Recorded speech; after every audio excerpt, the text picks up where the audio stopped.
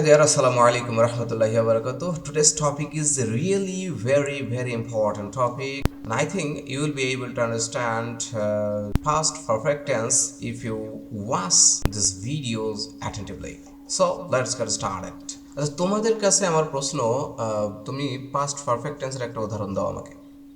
আমার কমেন্ট বক্সে খুব দ্রুত লিখে দাও পাস্ট পারফেক্ট টেন্স। তোমরা যেটা জানো নিশ্চয় তোমরা লিখবে হি had played in the field, এই তো? am I right? আবার তুমি লিখতে পারো they had gone there, right? এটা লিখতে পারো। আবার তোমরা লিখতে পারো I had studied a lot, right? তোমরা তো এটাই লিখবে নাকি? তোমরা বিশ্বাস করো, তোমরা যদি এইভাবে লিখে থাকো বা এইভাবে বুঝে থাকো, this is absolutely wrong.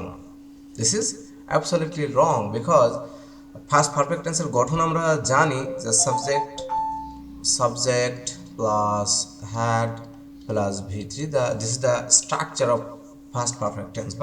But এটাই আসলে এক্স্যাক্টলি সত্য হবে না, কারণ এটা হলে হয়তো 50% সঠিক হতে পারে, কিন্তু পূর্ণাঙ্গভাবে সঠিক হতে হলে অবশ্যই এখানে দুইটা বিষয় উল্লেখ থাকতে হবে। যে অতীতকালে দুইটি ঘটনার কথা অবশ্যই উল্লেখ থাকতে হবে। যে ঘটনা আগে হবে, দুটি ঘটনার একটি ঘটনা অবশ্যই আগে হতে হবে এবং তারপরে আরেকটা ঘটনা হবে, এটা অবশ্যই অতীতকালে হতে হবে, দুইটাই। ঠিক আছে? তো সেক্ষেত্রে যেই ঘটনাটি আগে হবে সেটা বেসিক্যালি পারফেক্ট টেন্সে হয়। তো এই জিনিসটা একটু মনে রাখতে হবে, হ্যাড প্লাস ভি3তে হবে, অর্থাৎ ফার্স্ট পারফেক্ট টেন্সে। আর আরেকটা ঘটনা যেটা হবে সেটা শুধুমাত্র সিম্পল পাস্ট টেন্সে হবে। তার মানে অতীতকালে দুইটি ঘটনা ঘটবে, একটি ঘটনা আগে হবে আর একটা ঘটনা পরে হবে। যেই ঘটনাটা আগে হবে সেটাই মূলত first perfect tense, had plus ভি3তে স্ট্রাকচারে হ্যাড প্লাস ভি3 হবে, আর যে ঘটনা পরে হবে সেটা ভি2 হবে।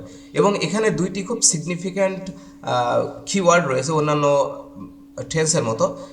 একটি হচ্ছে বিফোর কনজাংশন, আরেকটি হচ্ছে আফটার। সো বিফোর এবং আফটার এই বিষয়টা উল্লেখ থাকবে এবং অবশ্যই তোমাদের মাথায় রাখতে হবে যে দুইটি ঘটনা ঘটতে হবে, প্রথমটি হবে ফার্স্ট পারফেক্ট, পরেরটা হবে সিম্পল পাস্ট।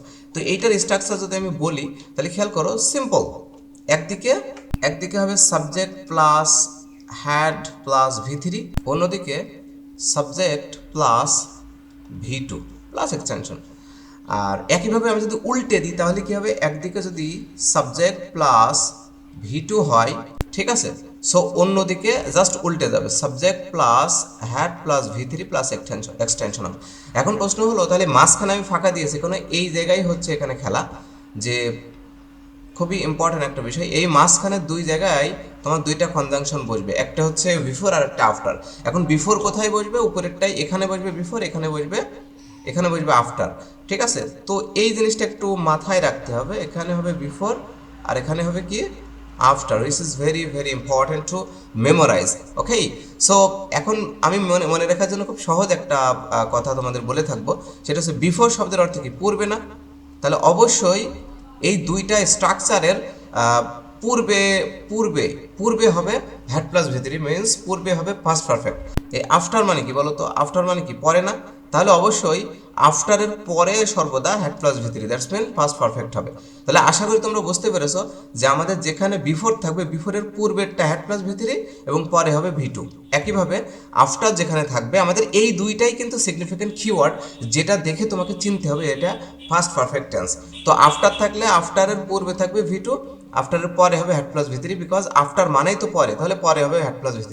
আর বিফোর মানে যেহেতু পূর্বে হবে হ্যাড প্লাস ভি3। এখন তাহলে আমি একটা উদাহরণ দিলে বুঝতে পারবো। আমাদের চিরাচরিত একটা সেন্টেন্স রয়েছে ফার্স্ট পারফেক্ট টেন্সের, যে ডাক্তার আসার পূর্বে রোগী মারা গেল। তো চিরাচরিত একটা সেন্টেন্স, ডাক্তার আসার পূর্বে রোগী মারা গেল। সো দ্য ফ্যাশন, দেখো এখানে যদি আমি দিই টু ডাই, যাই দিই না কেন, বিফোর দেখে তোমাকে চিনতে হবে, বিফোর দ্য ডক্টর, এখানে মনে করো যে কামিং লেখা আছে, জেরান ফ্রম দেওয়া আছে, সমস্যা নেই, যা ইচ্ছা তাই।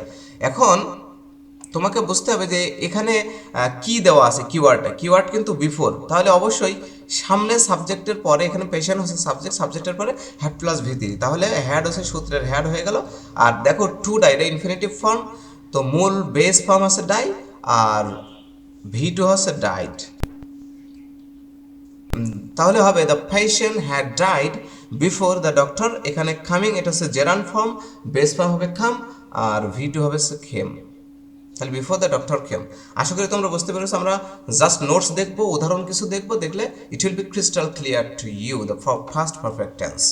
দেখো পাস্ট পারফেক্ট টেন্সে কি বলে, স্ট্রাকচারটা আমি এখানে লিখে দিয়েছি, সাবজেক্টের পরে হ্যাড প্লাস ভি3 যদি এখানে বিফোর থাকে, দেখো বিফোর থাকলে হ্যাড প্লাস ভি3 আগে, বিফোর মানে তো পূর্বে, তাহলে পূর্বেই হবে হ্যাড প্লাস ভি3 আর পরে হবে ভি2। কারণ ইংরেজি বাক্যে মানে একটি সেন্টেন্সে যদি দুইটি ক্লজ থাকে, তো ফার্স্ট ক্লজটা যদি হ্যাড প্লাস ভি3 হয়, সেকেন্ড ক্লজ অবশ্যই ভি2 হয়। তো ভি2র সাথে বেসিক্যালি মানে হ্যাড প্লাস ভি3 একটা নিবিড় সম্পর্ক রয়েছে, এটা আমরা রাইট ফর্ম অফ ভার্বে গিয়েও দেখবো, একই রুলস, ঠিক আছে। একইভাবে আমাদের যদি এটা উল্টে যায়, আমরা যদি ভি2টা আগে দিই, হ্যাড প্লাস ভি3 পরে দিই, তাহলে এখানে কিন্তু আফটার বসাতে হবে। খেয়াল করো, সাবজেক্ট প্লাস ভি2, তারপরে এই যে আফটার হলেই কিন্তু সাবজেক্ট হ্যাড ভি3। তাহলে আশা করি তোমরা বুঝতে পেরেছো। চেনার উপায় কি, সাধারণত অতীতের কোনো অনির্দিষ্ট সময়ে দুটি কাজ হয়েছে, একটি আগে একটি পরে, ঠিক আছে। আবার যে কাজটা আগে শেষ হয়েছে সেটা ফার্স্ট পারফেক্ট টেন্স হবে, আর যেটি পরে সেটা সিম্পল পাস্ট হবে। আশা করি তোমরা বুঝতে পেরেছো। এখন আমরা কয়েকটা উদাহরণ দেখি এবং তোমাদের কিছু হোমওয়ার্ক আমি দিয়ে দেবো। দেখো এখানে কিওয়ার্ডটা আমরা বুঝতেই পারছি, এই কিওয়ার্ডটা কিন্তু বিফোর রয়েছে, এখানেও বিফোর রয়েছে, প্রত্যেকটা কিওয়ার্ড আমি চিহ্নিত করে দিচ্ছি। এখানে রয়েছে আফটার, এখানেও রয়েছে আফটার, তাহলে বুঝতেই পারছো কোথায় কি হবে। যেহেতু বিফোর আছে, তো বিফোর মানে আগে, সাবজেক্টের আগে হবে হ্যাড প্লাস ভি3, সূত্রের হ্যাড নিয়ে আসলাম, আর আমার অর্থ জানা লাগবে না, দেখো আমি কিন্তু সূত্রটা জানলে হয়ে যাচ্ছে। হ্যাড আর খামিং ইন জেরান ফর্ম, খামিং এর বেস ফর্ম খাম, আর এর ভি2 হবে খেম, এর ভি3 হবে খাম, তাহলে হ্যাড প্লাস ভি3 খাম। তাহলে they had come to me before I, দেখো টু স্টাডি আছে, তাহলে স্টাডিড হবে, STUDIED, স্টাডিড, রাইট।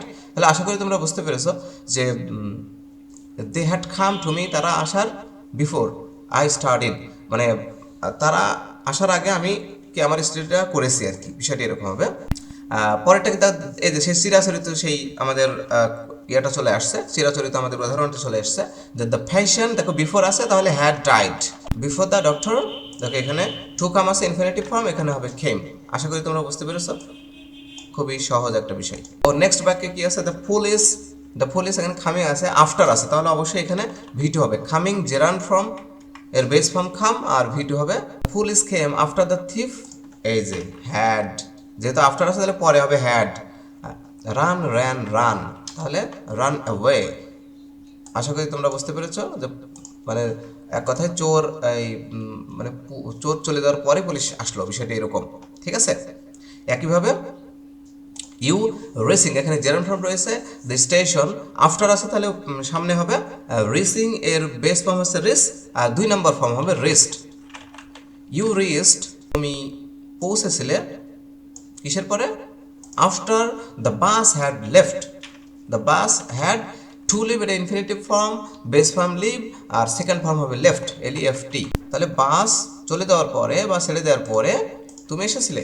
আশা করি তোমরা বুঝতে পেরেছো। এখন তোমাদের হোমওয়ার্ক নাও, তোমরা খুব দ্রুত আমাকে জানিয়ে দাও কমেন্ট বক্সে যে এই দুইটা বাক্যের সমাধান কি হবে।